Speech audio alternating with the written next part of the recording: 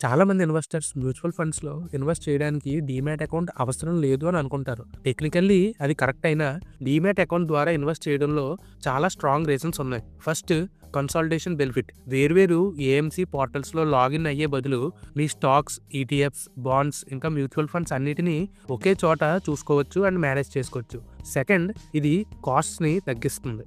Demat account ద్వారా direct ప్లాన్స్‌లో invest చేస్తే regular ప్లాన్స్‌తో పోలిస్తే ఎక్స్‌పెన్స్ రేషియో తక్కువ ఉంటుంది. అండ్ థర్డ్‌ది సక్సెషన్ చాలా సింపుల్ అవుతుంది. మీకు ఏమన్నా జరిగితే మీ నామినీ ఒకే బ్రోకర్ ద్వారా అన్ని ఇన్వెస్ట్మెంట్స్‌ని ఈజీగా యాక్సెస్ చేసుకోవచ్చు. అదే వేర్వేరు ఏఎంసీస్‌లో ఉంటే మీ ఫ్యామిలీకి ప్రాసెస్ చాలా టైం కన్జ్యూమింగ్ ఇంకా కష్టమైతే అవుతుంది. ఒకవేళ మీరు ఇంకా డైరెక్ట్‌గా ఏఎంసీస్‌తోనే ఇన్వెస్టింగ్ చేస్తుంటే ఖచ్చితంగా నామినీని రిజిస్టర్ చేసుకోండి.